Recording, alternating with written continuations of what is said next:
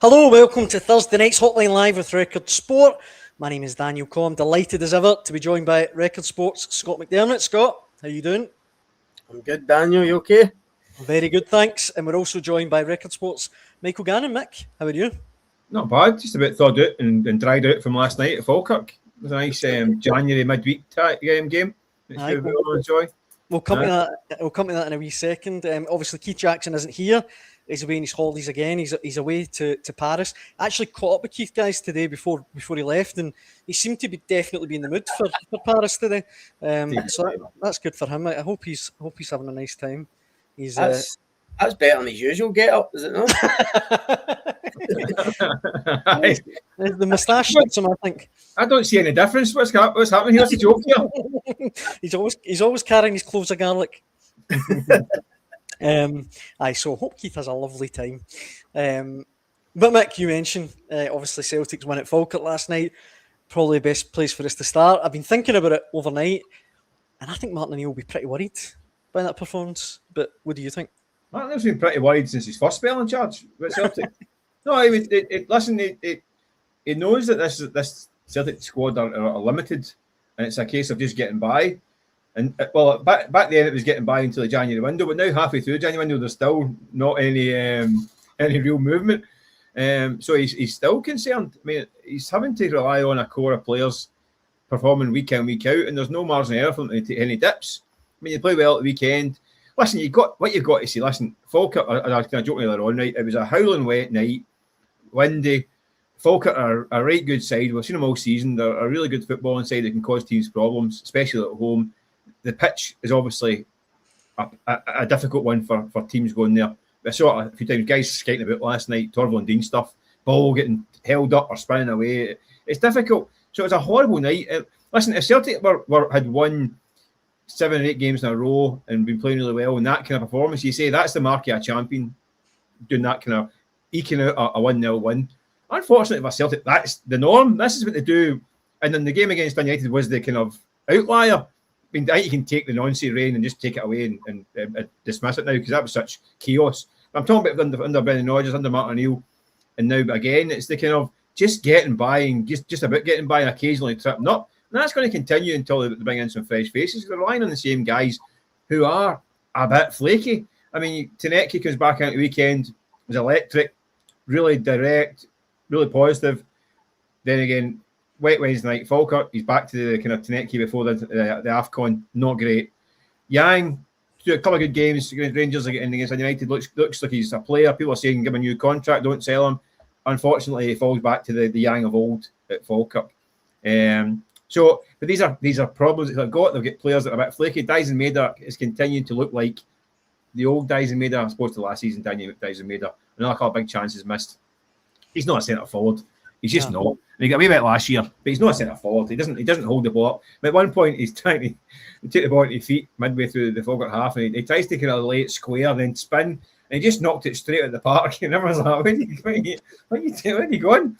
And it's just not happening. It's just not that kind of player. I mean, Neil's shouting at him, hold it in, but he's not got that. It's not part of his game. So it's just getting by, and I think they were really lucky last night. I thought Falkirk were terrific. Missed a couple of really, really good chances. I mean, Cadell Wilson running through, beats half the team, slams through the Celtic team, runs through the halfway line, gets through and goal, around the goalkeeper, and then kind of stumbles and shanks it wide. Front of the season, I know. You get Kasper Schmeichel's save in the last few minutes. Big save, a huge save from a guy who's been under a bit of pressure this year. But there's other chances as well. Barney Stewart through and goal. It took too early. He kept going, stuck it back in the net. So I got lucky, we were only 2-0 down at half time, and instead they're 1-0 up, and they managed to kind of hang on. Had a wee spell second half, they had a bit of control, but never really had a grip of the game at any point in time. But it's nothing new. This is a Celtic team that's toiled a lot this season. A lot of games that have been won by the games that have won by a goal, and it's been a bit of a struggle, and it will continue to be a bit of a struggle because this is where they are. Aye. The worry is, Daniel and Mick, I'm sure you'd agree, if they play like that next week at Tynecastle, it'll be a different story. I mean, Falkirk did play really well, but they obviously, I mean, it was clear as day they lacked a real cutting edge in the final third. And look, John McGlynn knows that. No, he's realistic. No, it costs a lot of money to get players who will leave on that attacking third. But Hearts support that. No, I know Hearts have got a few injury problems now as well. But the Yankee Hearts front three, that Braga, Kizaridis, Shankland, if Celtic gear up those chances to them at Tynecastle, when that fixture and that atmosphere, you got to think it'll be a different story. That'll be the concern for Martin O'Neill. I think Mick's right. If you get out of that game last night, you're just delighted because of the conditions and the circumstances. Horrible night. You get away 1-1-0 clean sheet. Part of them will be really, really happy with that, and it kind of keeps their wee kind of run under him going at least. But come up against better opposition, if you give away that many chances, then you'll get punished. And as I say, if they play like that for as poor as that against Hearts, then you can only see one winner. I think Hearts will be rubbing their hands at the moment because I think Celtic, for all Martin O'Neill manages to get results, and he's both his now spells in charge, I think Celtic, when they get put under serious pressure, when they get if they suffer a setback, they don't half wobble. I mean, they were wobbling last night at times.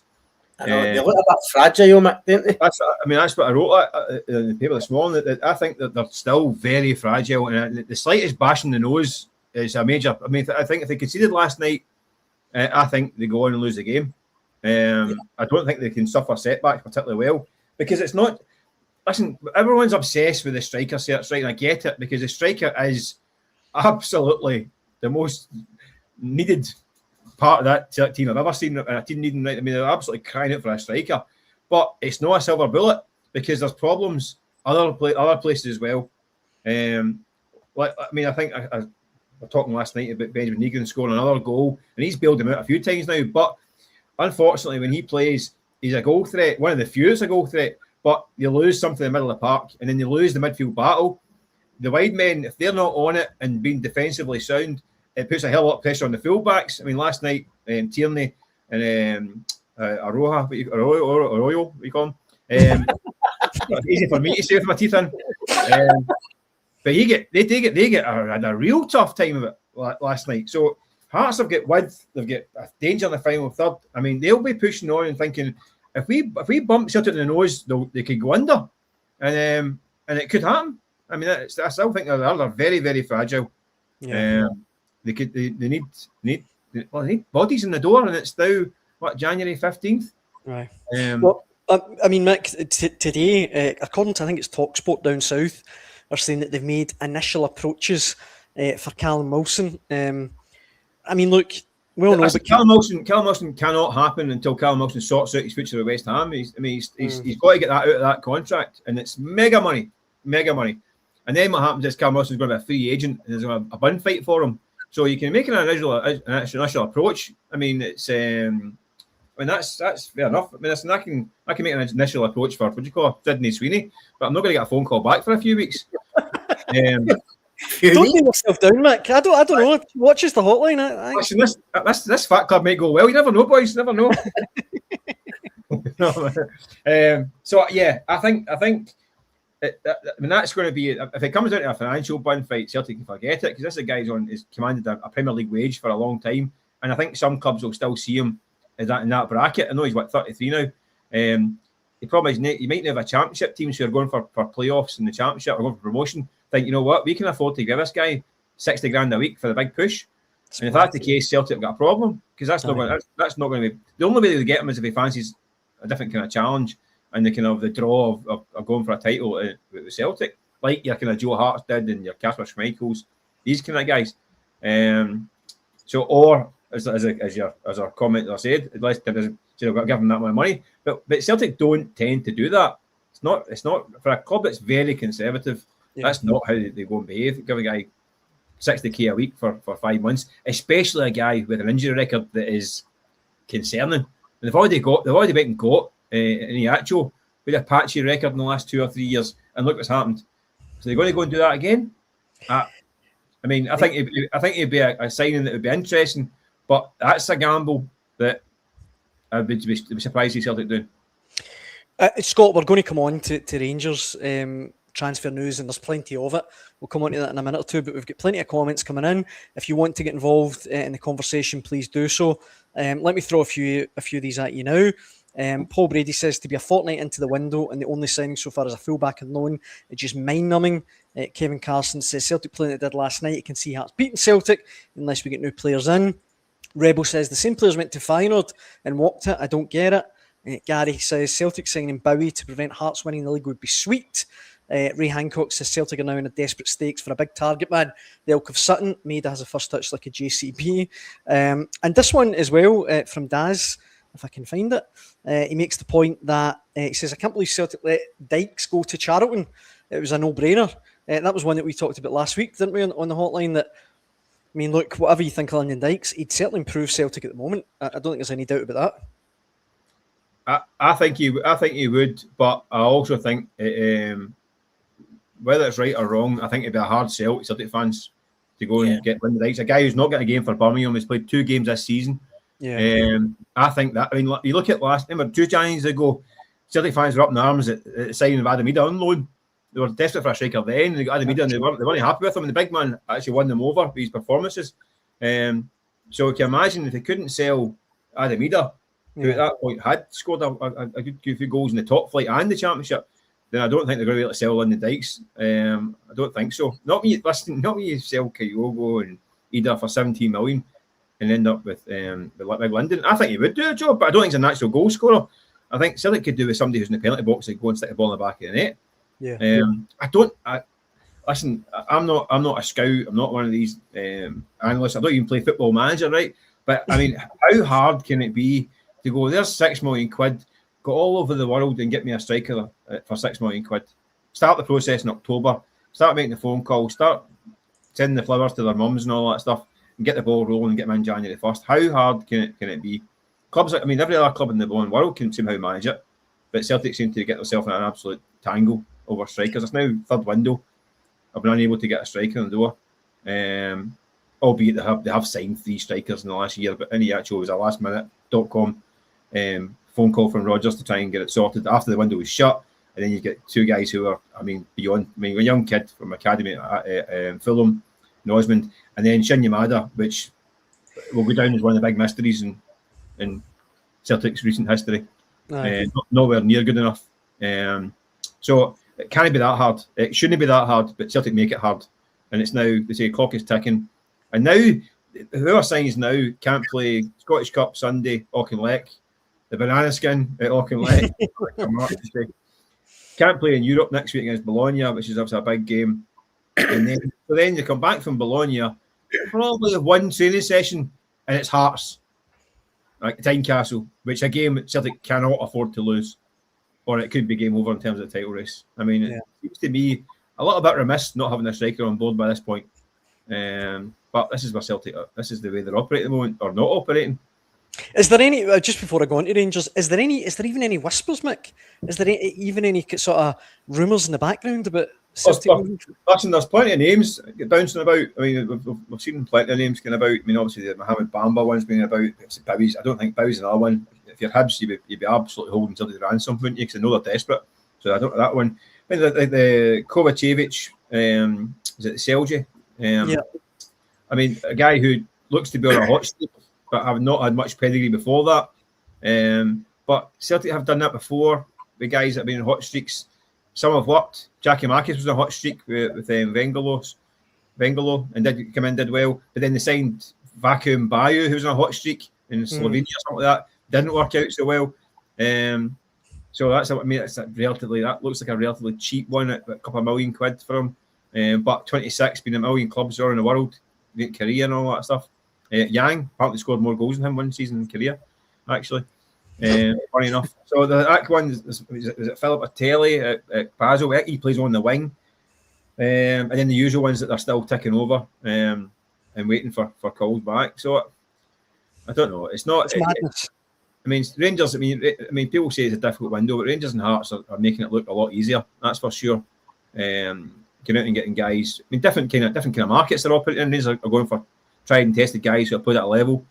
Less of a gamble, it looks like, but more investment, obviously. Hearts are doing their kind of Jamestown analytics, finding guys and kind of under nooks and crannies, under rocks that they hope they're going to be superstars or the next batch. But anyway, but Celtic seem to be just flat about, and Martin O'Neill making phone calls to agents and trying to get guys on loan.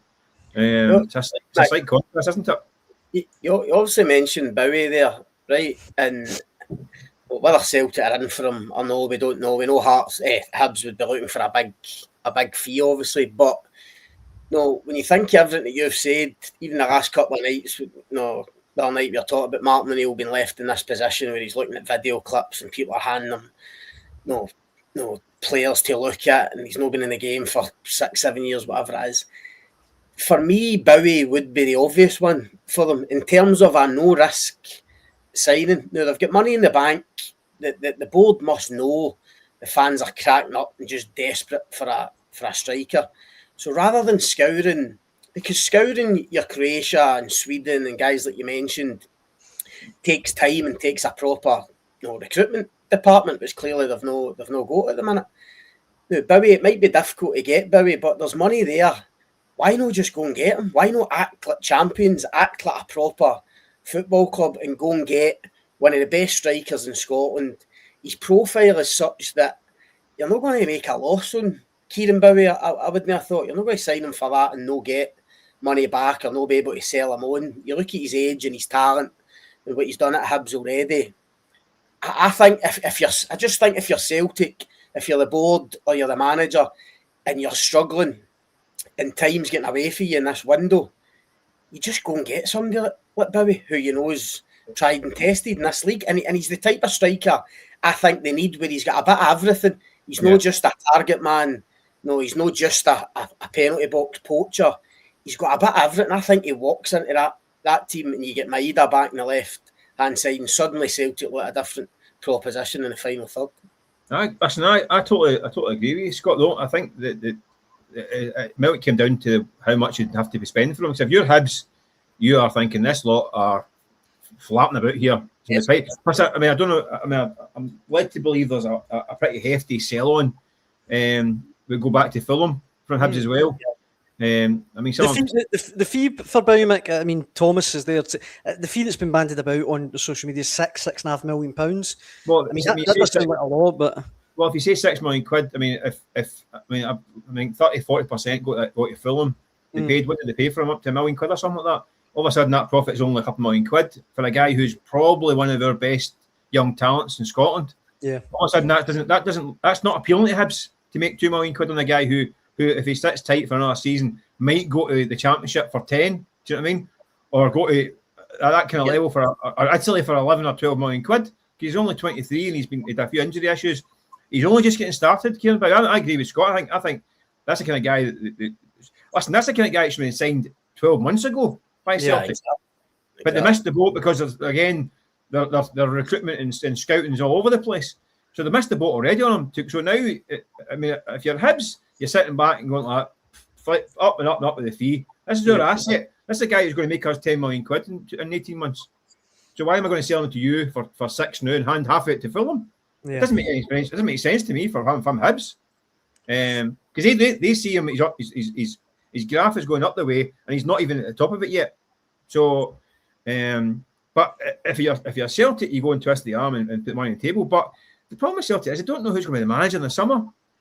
So they're not going to go and spend, they might see it's a gamble, but £6, £7, £8 million. If the right guy comes along, they probably will. But again, it's the next manager might think, I don't want that kind of striker. That's not the profile I want. I want a kind of Kyogo-esque kind of striker, a little kind of live wire or something different, or I want to play 3-4-3 again. You never know. You just don't know what's around the corner. So Celtic are stuck in limbo. They don't know who the manager's going to be, so they're thinking, do they go and spend £25 million in this window, which in theory could win them the league, but might leave them an issue in the summer. But they're kind of stuck. So they're now about trying to get loan deals and try to a combination of kind of longer term guys that might do a job for the future that they think might be useful for the next manager and all that stuff. But it's just all disjointed, really. You're like, Scott, you're saying the other day, Martin was sitting with us the other day and he explained to us what's happening. It's almost like your jaws on the floor. You're thinking, he's saying, agents will offer you a player and they send you these clips and all that stuff. But you know that's only the best part. So you go and look at the 90 minutes and these games and all that stuff.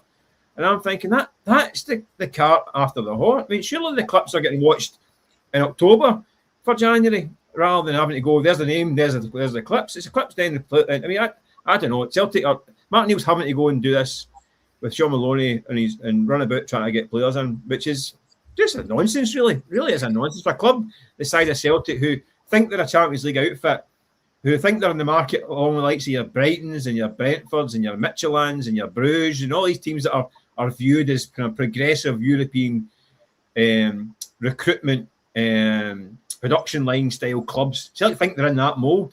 It turns out they're not. They're not. And by a long stretch, they're not. Because their head of operations is gone and apparently taking the shot list with them. No, I couldn't agree more. Look, tell the Celtic fans watching, hopefully it won't be too long before we're debating a signing that's actually come in the door, but who knows? Scott's a very different story across Glasgow at Rangers. This comment from AGSC Tech says, I watched the Bundesliga and Skov Olsen is top class. He's struggling to pull Wolfsburg side with managerial changes. Skov Olsen is the best footballer in Scotland if he finds form. He says, I make Rangers title favourites with the Skov Olsen signing, but there's a chance Celtic could assist Hearts to a title win if Hearts beat us at Tynecastle. I mean, Skov Olsen, I don't think it's quite done yet, Scott, is it? No done yet, but nearly there. Daniel were led to believe he was having a medical and putting the kind of finishing touches to the paperwork and that today. So I would expect some kind of announcement in the next kind of 24, 48 hours. Who knows, the Rangers might announce it tomorrow. Obviously, they play tomorrow night, but the club might see that as a kind of ideal opportunity to announce it tomorrow, and then they could unveil him to the crowd or whatever. Listen, if he's signed already and it's early tomorrow, I don't know if he would even make the game, maybe make the bench, but it looks as if it's just a bit over the line. And as we said the other night when it was mooted, if he hits top form, as one of the callers said there, then he's going to be a top player for Rangers. He should be a top player because you look at his profile, look at his kind of recent history. Hasn't quite worked out for him at Wolfsburg, obviously, but got a massive move there, 12 million quid. And listening to Danny Rowe at the press conference today, he clearly thinks that he's the guy that can kind of reignite Skov Olsen's career and get the best out of him again. And if he does, then Rangers have got a top player in their hands. I mean, Mick, that's the type of signing Celtic should really be going after, you'd have thought. I'm oversimplifying it, right? If I'm Celtic and Rangers, I'd be looking at, right, who can I afford in the Denmark team, the Sweden team, the Bulgaria team? There's a guy with 40 carts for Denmark we can get on loan and then buy him. He cost 12 million quid 12 months ago. All right, it's a bit of a dodgy year, but his career's been going up the way since then. I mean, that's the ideal profile player. He's a 6'1" winger. Who's still only 26 as well. 26 years old, he's got 40 carts for Denmark. I mean, what more can you? In terms of profile, listen, it's up to the boy now. I mean, he's not at the best of years, so it's up to him. But what an opportunity for him! But what a capture for Rangers. That's the kind of signings that these clubs should be making. So I mean, I think he has got. I mean, somebody's saying he's the best player in Scotland. Listen, that remains to be seen, right? We need to wait and see. He's not. Listen, he's not. I don't think the Denmark team is a vintage Denmark team right now. But he's got 40 caps for his country. He's played at a decent level. Good age, good experience. I say he's a big lump of a boy. It just looks like a good profile of a top signing, a really ambitious signing. And it's a club. Rangers are a club that can smell the Champions League. I mean, it's dangling in front of them right now, and they've decided, you know what, this is probably came maybe even before we thought it was going to come in terms of opportunity, and they're making the bet. I think they're making the most of it, going for it this year to get that opportunity. I still think they did a striker. I don't use to Scott. I think a striker is a missing piece as well. So I think another striker is still the last piece of the jigsaw for them. I don't know what you reckon. I think they definitely need a striker, Mick, no doubt about it, and I think they will be in for a striker before the end of the window. They've obviously got three there now, and Sharmiti, Majovski and Danilo.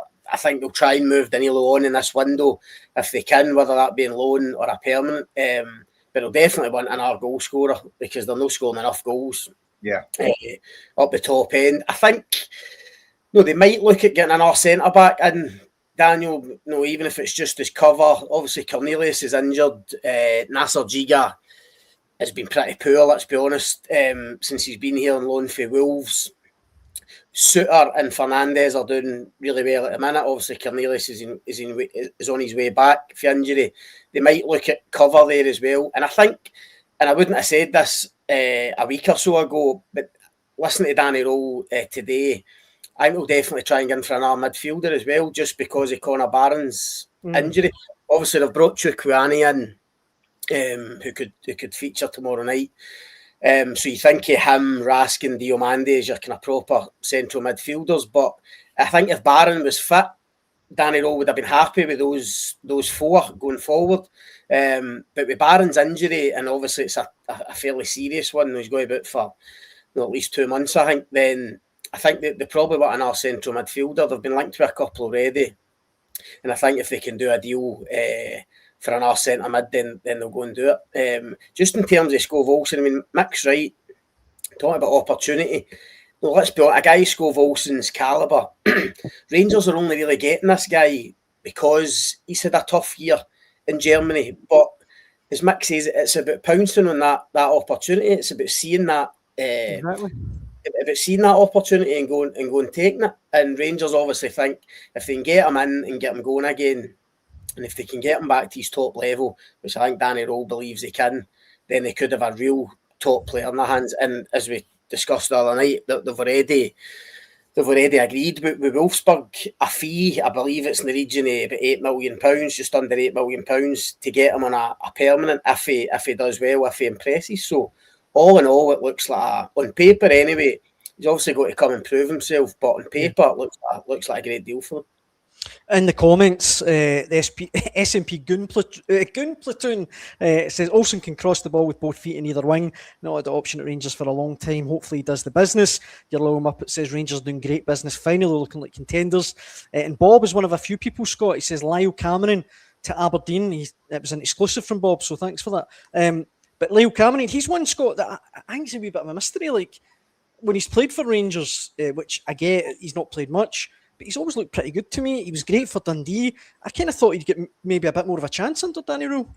I think you're right. It is a strange one, Daniel, because, as you say, that the few times that he's got a chance at Rangers when he's not been injured or out of the team, he's looked a decent player for them, especially when Rangers were really toiling for goals. A couple of months ago, I was saying, no, this guy, I think he scored 12 goals for Dundee last season and thought he deserved more of a chance. Look, it's hard to be critical of Danny Rowe given the job that he's done since he came in, but he's clearly looked at Lyle Cameron in training. Obviously, we don't see him every day, and just felt as if he's not going to fit into this Rangers team. Is it to do with physicality? It might be. I mean, Rowe spoke today about physicality. He's added Chukwuani, Romans, and potentially Skov Olsen, all 6 foot players, guys that are going to bring, he feels, a bit of power into the team. But then I look at Danny Rowe's Sheffield Wednesday team, and I know he might not have a choice obviously when he went in, but I mean, he built that team around Barry Bannon, who's weirder than me. Do you know what I mean? So I'm surprised that the Cameron. No, it's good, but Scotty. No, it's good, but you got a neater left peg. You say that. So I'm slightly surprised, but given the circumstances now, Daniel, I think he will go on loan. Looks as if Aberdeen are really keen. Again, on the face of it, that looks like a good move for him. Good level to go and kind of reinvent himself, prove himself again. It's funny though, I was just looking at the reaction on Twitter there, people saying, are Aberdeen fans going to boo him or cheer him because he's a Rangers player? I'm not sure. So that'll be interesting. But no, on the face of it, that would look like a good move for him, just to get him playing again. And then Rangers can obviously get to the end of the season and see what they're going to do with Lyle Cameron, whether he's got a future there or whether they try and move him on. The other bit of Rangers transfer news that we've had on Record Sport Online today revolves around James Tavernier. Apparently, Rafa Benitez's Panathinaikos have been credited with an interest in him. I don't really know where we stand at the minute with James Tavernier, because it feels like every few months he's maybe flavouring the month for Rangers sport, then they're hounding him out the door. I mean, I've never really understood the kind of abuse he's got. I'm not saying he's Cafu or Dani Alves, but I mean, 99 league goals for Rangers. I mean, I don't know. I don't quite get it. put it this way, Daniel, I mean, I'll be absolutely staggered if Rangers were to let their captain go in the January window when they're going for a title. I mean, is he going to play every game between now and the end of the season? No, maybe not. But is he going to have a pivotal role in that dressing room? No, if Rangers are going to have success between now and May, of course he is. Whatever you think of James Tavernier, he's kind of been there and done it at Rangers. 10 years. He's one of few in that dressing room with real experience. You think of him, Jack Butland, John Souttar, as the kind of main ones in there. So, look, is he going to? I think James Tavernier will stay at Rangers beyond the end of his contract in the summer. No, probably not. I think it'll probably be time for him to move on for Ibrox. But I think if you ask Danny Rowe, he would definitely want to keep him there between now and the end of the season. Because I say, on the pitch and off it, if Rangers are going to seriously go and try and win this title, then they need to keep Tavernier there. And as I say, I think he's still, as you say, I think he's still got a bit to contribute. Is he? He's the peak of his powers just now. No, the same as he was 2022 when they're getting to Europa final. Of course he's not, but no, he gives them. He can fill in different positions now. He's filled in at centre back. He's even into midfield at times. And I just think whether there's interest, there might well be interest this month in him, but I think it would take a kind of daft offer for Rangers to accept it and let him go. I think they'll be doing everything to keep him there to the end of the season at least, surely. Mick, I can't really see an upside to them letting Tavernier go at this point, as Scott says it. I mean, whatever you think of him, it just, what would Rangers get out of it? You know what I mean? It's not like they've got a ready-made replacement. Listen, James Tavernier will have plenty of options in the summer. Why would he leave now? Just get exciting. Just getting interesting. Having been through, listen, he's been through. He has some high points, obviously, winning the league and a couple of trophies and the European run and all that stuff. But there's been an awful lot of Shawshank to get to redemption. Can you imagine at the end of this season? It's getting exciting. Why would he jump off now? He'll have plenty of offers in the summer. He's still contributing. He's still a major part of that dressing room. He's still a big leader. He's well sticking around now. I think things are just starting to get a bit interesting now. So, it's no time to jump ship, that's for sure. Aye. Just before we move on from the Premiership talk, we can see the table, guys. And I know you're going to hate me for asking this, and I know I'm asking you how long is a piece of string. But look, where do you guys stand now on who's the favourites? I mean, I'll go first. Tell you what, I'll go first. I am leaning a bit more towards Rangers now, just with the transfer business, the fact that Celtic have got to go to Ibrox and Tynecastle next, and the fact that Celtic seem unable to sign anyone of the required quality that they need. It's a tough question, Daniel, and it's brilliant. It's brilliant for us covering it, obviously, it's great, and it's going to be some end to the season.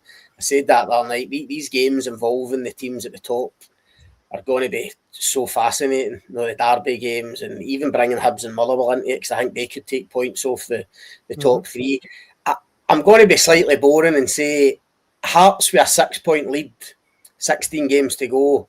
I think you need to make them favourites. And I probably didn't say that a week or two ago. I was probably still saying Celtic, but just Celtic's lack of activity in the transfer window, and listening to Martin O'Neill and seeing them at Falkirk, I'm kind of going off them a wee bit in terms of being favourites.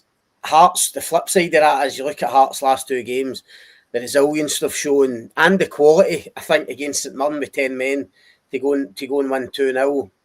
And by the way, they're still adding players in the January window as well to make them better.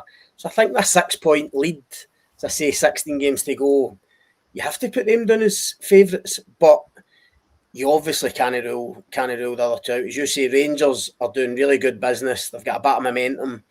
I think above everything else, there's a real positivity about Rangers, a good feel about the club again that hasn't been there in a long time. Danny Rowe's kind of fostered that, so they'll be a real threat. And Celtic, you have to assume, despite everything we've said, you have to assume they're going to get a couple of bodies in before the end of the window. And if they do, allied to the fact that Martin O'Neill's back, and he's obviously great results, if no performances, since he's been in charge in both the spells, then of course you can't rule Celtic out. The game at Tynecastle is going to be massive next Sunday. Rangers at home to Dundee, you would imagine, will be 3 points. something has to give at Tynecastle, so the picture could change again. But I just think looking at that table there, 6 points clear. No, don't really look like losing games, Hearts. So you need to have them doing as favourites at the minute. And Mick, if Hearts went 9 points clear of Celtic with 15 games to go, probably lights out for Celtic in the title race. I don't see Celtic win the league at this point in time at all. I also think now, despite being 6 points behind and despite the start they've had, if Rangers don't win the title now from here, it'll be a disaster. Spent 40 million quid, spent 3 times what Celtic have spent, 40 times what Hearts have spent. They've chucked money at it in this window. That's all there. All right, got a 6 point deficit to make up. That's nothing in this league. I think if Rangers don't win the title from here, then they'll have made a major boo-boo. Because Celtic are on their 4th manager of the season, albeit the same guys doing it twice.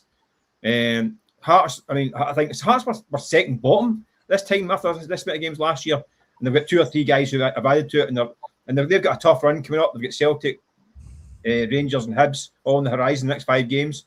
It's all in front of the Rangers right now. I think. The points are on the board for Hearts. They've done a phenomenal job to get where they are. But if the Rangers' investment they've had this year and the January tooling up as well, they can't ask for any more. It's all in front of Rangers. It's in their own hands. A couple of games against Hearts still to come as well. Celtic are, at this point in time, are a busted flush. So it's all there for Rangers. If they don't do it now, then they'll be absolutely kicking themselves. For this crazy season, Scott, if Rangers were to win the Premiership title, kind of be in keeping with the madness, because their worst ever start, completely out the picture after 10 games. If they were to come back and win it, it would be the most unlikely title win ever. Well, it would be mental, because, and to sum up how mental it is, Mick's saying there, and I partly agree with him, it'd be a disaster now if Rangers didn't win the league. Rangers winning the league was unthinkable a few months ago. Absolutely unthinkable. Remember, even just in going into press rooms after a game, after they dropped more points, and you look at the league table and seeing them in 8th. Do you know what I mean? 8th in the league. It was unheard of. Even when Danny Rowe took over, they were still 6th. I think they were 9 behind Celtic, 13 behind Hearts. So, in a way, if they were to win it, it would be incredible, unbelievable in terms of the whole Russell Martin disaster at the start of the campaign, to then go on and win it. But as Mick says, because of the position they've got themselves into, and because of the money they've spent overall, I think if they didn't, I don't think it'd be a disaster. But if they didn't win it, there would be a huge frustration there at what happened at the start of the season, because they'll look at it and think, look at the state Celtic have been in this season. Mick says four managers. Hearts obviously pretty much in the first year of this kind of project with Jamestown and Tony Bloom's investment. He's saying they want to win it within 10 years. They might go on and do it in the first year, which for the old firm should be embarrassing. Let's be honest. Do you know what I mean? That they've been able to go and do that. So that just sums up how mad a season it is. We're saying now Rangers should go on and win it, when yet 3 months ago it was Rangers were struggling to get into the top 6. Do you know what I mean? It's been bonkers, but we love it. There's a wee bit of shades of 98, the Rangers 10 in a row season. Celtic won the league that year, and it's been kind of, Celtic fans have kind of canonised that season as being something spectacular. Celtic lost 6 games that season, the same as they've lost this season. Rangers, who were going 10 in a row, and all kind of fell apart, didn't it, a wee bit that season. So there's kind of shades of that. That season, I think Celtic, they don't lose their first 2 games under Wim Jansen. They're trying to chase them. Hibs and Dunfermline. Yeah, and they were talking about sending them back to Japan and all that stuff. If it was Twitter back then, he'd have been gone. The other strange thing is, Mike, I think Hearts this season. You look at 16 games to go, 6 points clear. How do Hearts fans feel if they lose the league by 4 points? Are they devastated? Are they angry? Or are they just grateful that it's been an unbelievable season and suddenly they're challenging the old firm for a title? It's a strange one, isn't it? Because I know it sounds mad, but it is theirs to lose. Now, they've beaten the old firm 4 times already this season. 6 points clear. What a chance they've got. And as well, Scott, we've not even mentioned that in the last 2 games, down to 10 men, they've pulled it off, and Craig Gordon's save. It kind of feels like, I don't want to say the stars are aligning because that sounds really cheesy, but you know what I mean? It kind of feels like they're sending out a bit of a message. Listen, I think Hearts, I mean, have been sensational this year. I mean, it's incredible. And listen, I think Hearts fans, I think for the first kind of like 10 games, it was like, well, listen, Aberdeen did this last year. We're not getting carried away. We're enjoying it. It's a bit of fun. Another 5 games, you go, well, it's still good fun, but we know it's still early and all that. Now I think they're going, oh my God, this is actually going to happen, right? I think you're right. I think they'd be devastated if it didn't happen now. And they're in a fantastic position. My only concern about Hearts is that they're not getting any easy games. Every game seems to be a right battle for them. They're not getting the kind of, I mean, I think was it Dundee, I think they won quite comfortably. A lot of these games are like really tight. The last 2 have been absolute battles with 10 men. Heroic victories, the kind of wins that championship winning teams pull off, but they could do a couple of easy ones. You know what I mean, a couple of 2 up at half time, phone it in, make some subs jobs. Every game seems to be on knife edges, and that's hard to maintain that for 38 games. And also they've dealt with this pressure brilliantly so far, right? But see when you get to that, post split top 6. And it's the massive games. If maybe they're only 3-4 points. We've seen in years gone by with teams. Even Old Firm when they were going for titles, pressure can do strange things to players and teams and managers, and that's why it's going to be so fascinating. If they're still bunched together up there when we get to those post-split fixtures, the intensity of the games and the pressure involved and the hype around those games it's going to be incredible. I mean, as I say, we've had that great season. That'll be the case for all 3 of them, but won't it, Scott? I mean, and I think it's not something a lot. The Celtic squad, I mean, people say they're used to it, but yeah, some of them are, but some of them aren't. I mean, last year they won it by 16, 18 points, what it was. And it wasn't any pressure at the end. And Rangers, a lot of guys won't have been through it either. So I think they'll all be nervous wrecks going at that split. They'll need to be handing out their nappies, I think, around it. That's a nice image. I think it's going to be Neil Doncaster in a helicopter on the last day of the season with 3 potential destinations. The new Scottish Pampers Premiership. There's